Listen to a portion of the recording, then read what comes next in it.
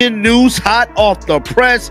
It looked like the push that was heard around the world has cost WNBA player Chennedy Carter her career. Chennedy Caitlin Clark is now suffering the ultimate price for Carter's push on her, which was more than simply a foul. It was career suicide. Here's where it gets interesting. The Chicago Sky are showing her the door without even giving her a core designation. Can you believe that? Price her job, her reputation, and potentially even her future in the WNBA. Carter went from being a rising celebrity to being unemployed in the blink of an eye. When Tyler Marsh did the press conference, he talked about Angel Reese, he talked about Cardoso, who I think is going to be a star in the WNBA, but he did not really mention Chennedy Carter at all, and that raised a lot of eyebrows. Chennedy Carter, who is already on her third team, has a propensity for causing trouble, as we all know, and this time, she went in a direction that nobody anticipated. When she took it upon herself to put her filthy thug hands on WNBA player Caitlin Clark. Yes, that's correct. Imagine shoving the league's golden goose, and you know you're in serious danger. Let's get started on what actually happened when Chelsea Carter touched Caitlin Clark. This wasn't just any game. It was the moment that changed everything. This incident sent shockwaves through the WNBA. Inspired between Carter and Clark. Did you see that there was already tension on the court? We've got some exclusive footage that will blow your mind from angles you've never seen before, demonstrating exactly how it all happened. Sky High, the Chicago Sky, and the Iowa Hawkeyes were fighting it out, and everyone was on edge when Carter suddenly dropped the B word and shoved Clark, taking things to a whole new level. You can see the intensity in her eyes, the split-second decision that would come back to haunt her. That push right there was that right there, I believe, was the push that altered her career. And I'm telling you right now, it is not looking good for Chennedy Carter. You can see the players' shocked expressions and hear the gas coming from the audience. One player who was there commented, "I've never seen anything like it." Caitlin's expression suggested that she was in shock over what had just transpired. Caitlin herself revealed that "I was in complete shock at that moment, feeling the shove and feeling as though time had stopped. I was unable to comprehend what had just transpired." But this is where things become very intriguing because what followed truly sealed Carter's doom. The crowd erupted in alcohol. But calling someone the B word while literally freaking winding up for a cheap shot. Yeah, that has to be taken into account. And then after the cheap shot, staring over and saying something before walking away. Like, you can't give, like, that is 3 separate technical foul occasions. Since the WNBA also considers how you conduct yourself off the court, everyone is now wondering if Carter just threw her entire career off a cliff. At the moment, Carter isn't exactly winning any popularity contests. Her future was not going to be very bright, bruh. Now, a lot of people was kind of surprised by this.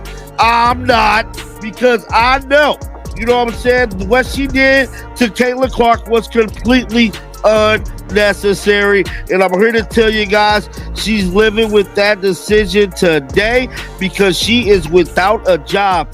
Some prominent scouts were in the stands that day, and one of them told us that it's not just the push but also the mindset, because in our league we're looking for guys who can manage pressure and serve as role models. We don't want a franchise player based on what we've seen that day.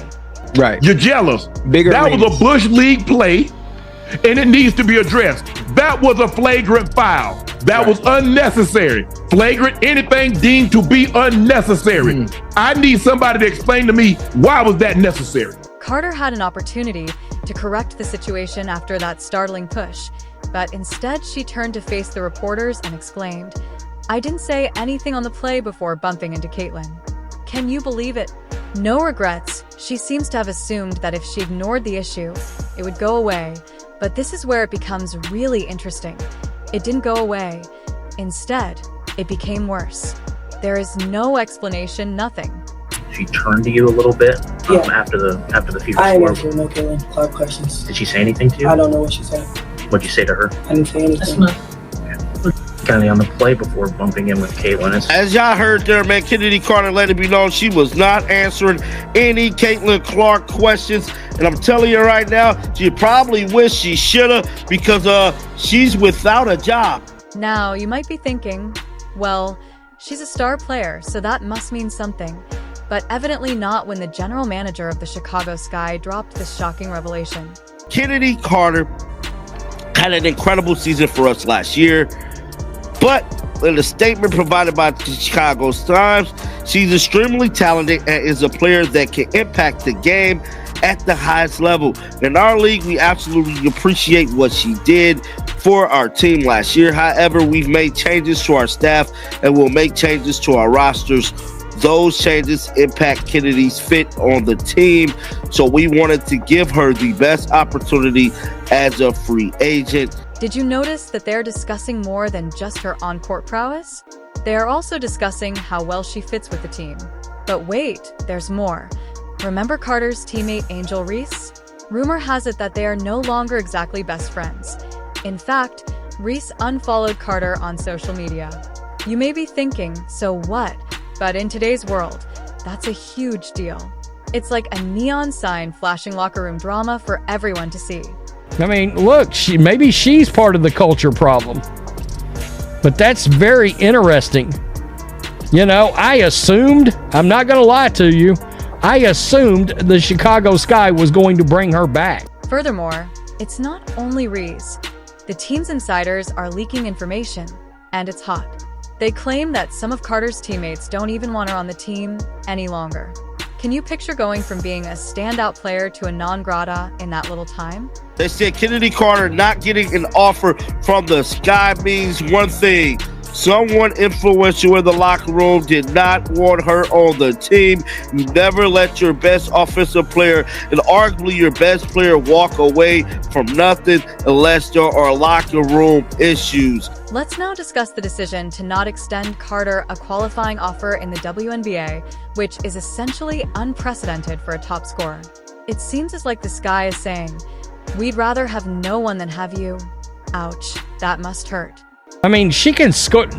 She can score with the lights out. I mean, she can. She's pure offense, a pure shooting guard, scoring guard, an instant offense.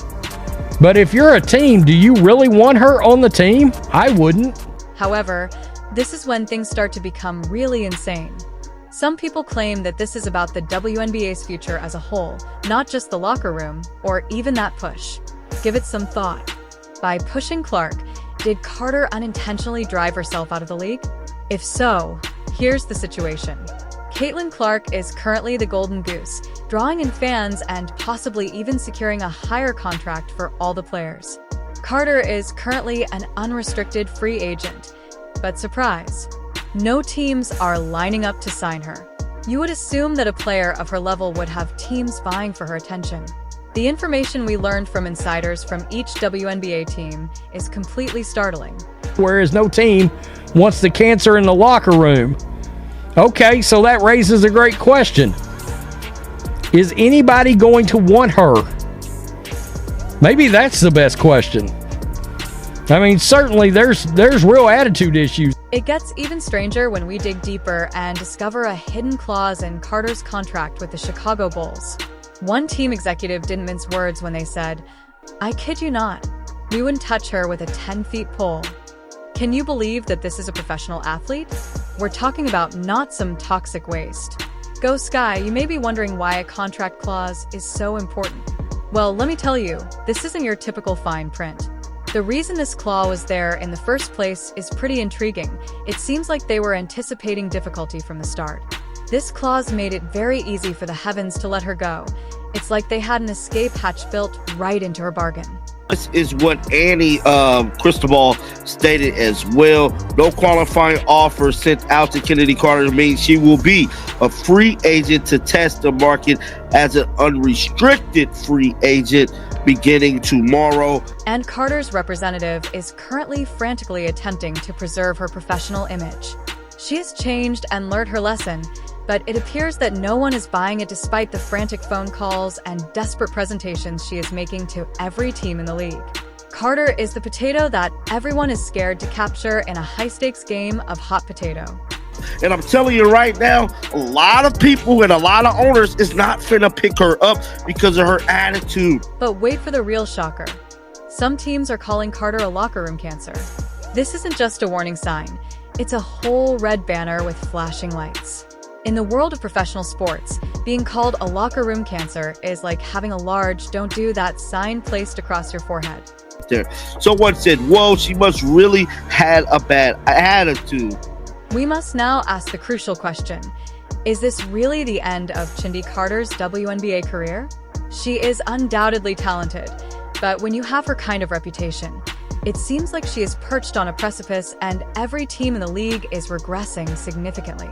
Caitlin Clark is the reason these ladies is potentially, allegedly, possibly about to get the biggest payday of their lifetime, with the NBA stepping in to help them get this new collective bargaining agreement potentially done. Then we got the media rights agreement done, which is like $3 or $2 billion. That money could possibly help them get larger contracts. And what Chennedy Carter put her filthy palms on Caitlin Clark did not help her case. Yes, that's correct. Caitlin Clark is transforming the entire league, not just the game, which is why everyone is talking about her so much. We have the inside scoop on why this is so important, so here's the scoop. Not only are fans taking notice of Clark's rising popularity, but the WNBA's top brass are also paying attention because Clark is attracting viewers like nobody else's business, which, you know what, means more eyes, more revenue, and more opportunities for the league as a whole. The Fever will have over 600,000 fans in attendance total this year, and the second best to that was in 1999 with the Washington Mystics at just over 400,000. So the Fever are going to account for over 200,000 more fans this year to their games than any other team. You may be asking yourself, well, she's popular, but can one player really change everything? Well, let me tell you that it's more than just her on-court prowess. It's also about what she stands for. Clark's rise to prominence in women's basketball is giving her significant negotiating leverage. Regular season, sales of WNBA merchandise are up over 500% versus the same period last year, with fan gear sales over the first half of the season at the highest in league history. Player-specific merchandise, including jerseys and t-shirts, have seen a staggering 1,000% increase in sales. Additionally, sales of league-specific merchandise like the popular orange WNBA hoodie are also up 200%. The top-selling WNBA player merch, Caitlin Clark, #1 in jersey sales, Angel Reese 2, Sabrina 3. We have discovered some interesting information regarding the ongoing negotiations for a new collective bargaining agreement. And guess what? Clark's name keeps coming up because her prominence and success are crucial in advocating for improved pay and conditions for all WNBA players. However, this is where things get really interesting because the league isn't just talking about money, they're also thinking about making some significant changes to the way they handle player conduct. And let me tell you, it's directly related to that push incident we've been discussing. Our sources inform us that there are talks about enforcing stricter rules and disciplinary measures, as it is all about preserving a positive image around elite players like Clark.